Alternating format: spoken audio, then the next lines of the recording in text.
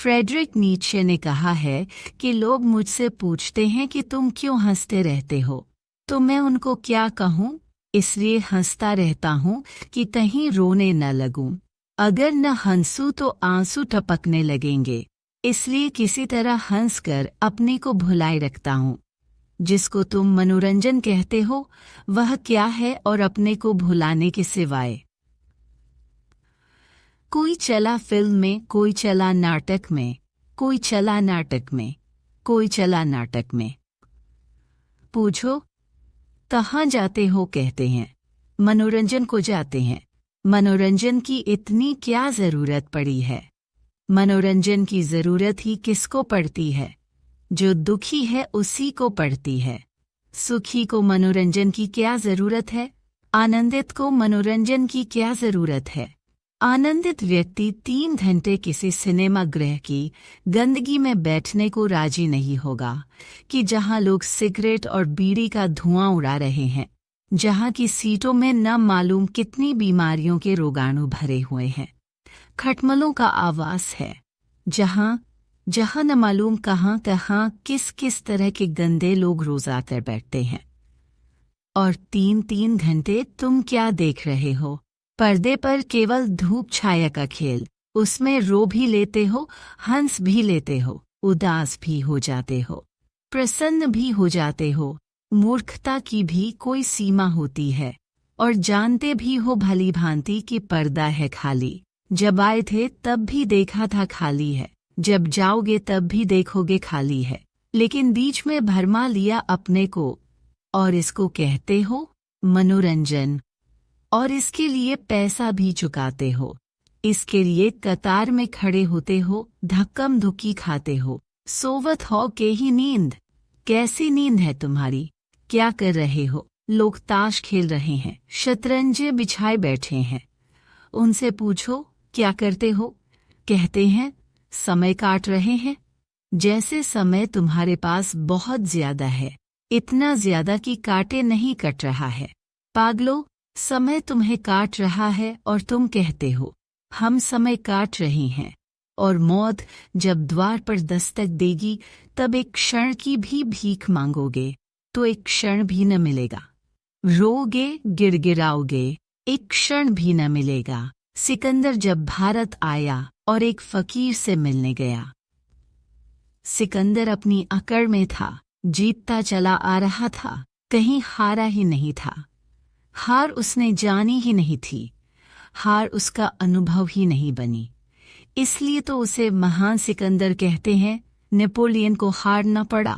दुनिया में कोई दूसरा आदमी नहीं हुआ जिसने कभी न कभी हार न चखी हो। सिकंदर अकेला आदमी है जिसने हार नहीं चखी, जिसने विजय ही विजय चखी। कहना ही होगा महान उसको। लेकिन उस फकीर ने उसको ऐसे देखा, नीचे से ऊपर तक, जैसे कोई पुलिस वाला किसी चोर को देखे। सिकंदर थोड़ा तिलमिलाया भी। उसने कहा ऐसे कैसे देखते हो? मैं हूँ महान सिकंदर। फकीर ने कहा चुप, नासमझ, किस बात से तू महान है? सिकंदर ने कहा कि किस बात से?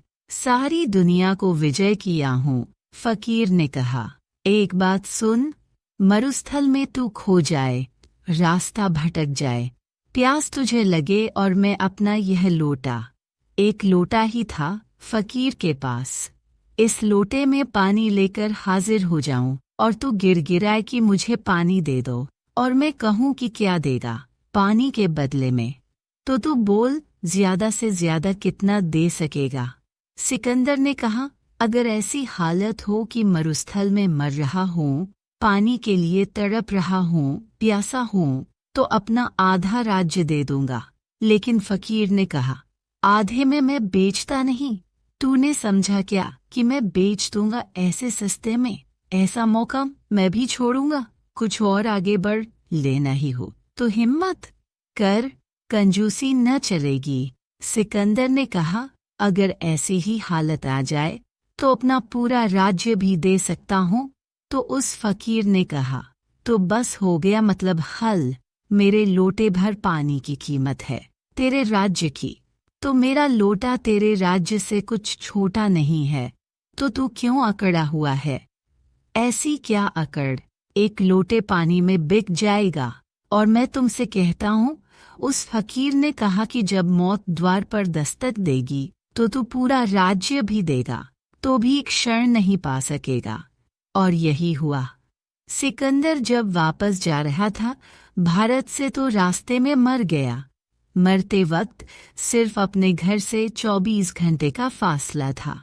24 घंटे और अपनी माँ को वायदा करके आया था कि कुछ भी हो जाए लौट कर आऊंगा और सारी दुनिया के राज्य को तेरे चरणों पर चढ़ा दूंगा। तो अपने वजीरों से, अपने वैद्यों से उसने कहा कि जो भी चाहो ले लो, लेकिन किसी तरह 24 घंटे मुझे बचा लो। उसके वैद्यों ने कहा, असंभव है, कुछ भी किया नहीं जा सकता, मौत आ ही गई, अब कोई उपाय नहीं है, 24 घंटे भी नहीं बचा सकते। सिकंदर हंसने लगा। उन्होंने कहा, क्यों हंसते हैं? उसने कहा, मुझे उस फकीर की बात याद आती। तब तो मैंने उसकी बात पर ज्यादा ध्यान न दिया था कि है फकीर, और फकीर तो उल्टी सीधी बातें करते ही हैं। सधुकड़ी तो उल्टी सीधी बातें कर रहा है, लेकिन आज याद आती है उस फकीर की। वह ठीक कहता था, आज पूरा राज्य देकर 24 घंटे भी नहीं खरीद सकता हूँ, तो क्या कमाया? ये जिंदगी पानी में गई, पानी पर रेखाएं खींचता रहा।